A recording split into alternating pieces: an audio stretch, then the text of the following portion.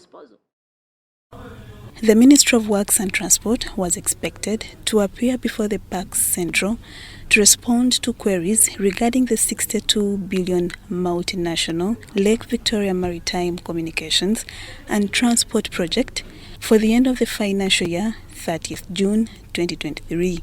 The project is implemented by the Ministry of Works and Transport in 9 districts, including Jinja, Mayuge, Buyikwe and Nakasongola, and aims to contribute to poverty alleviation and improve the livelihoods of local communities through increased investment. A maritime communications system for safety on Lake Victoria. We are basically looking at transport on Lake Victoria.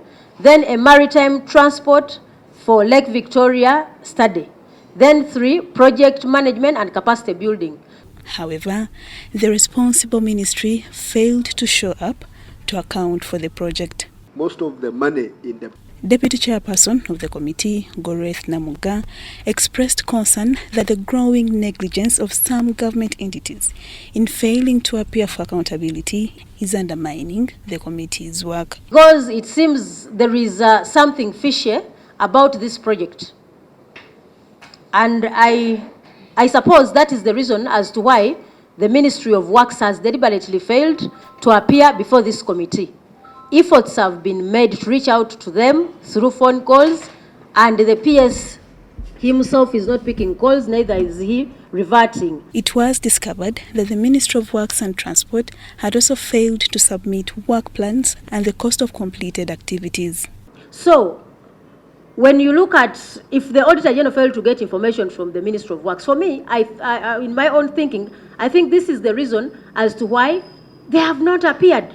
Because if the auditor could not be availed with the documents, could be there is something to hide.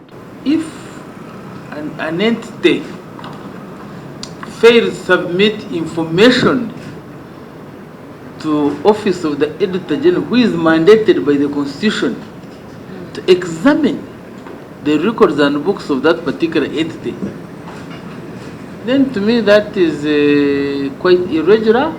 When we are going to an entity, we write to them and specify the documents that we want and send it to the accounting officer. And whenever there are documents that they provide, we keep documenting which documents have been received on which date.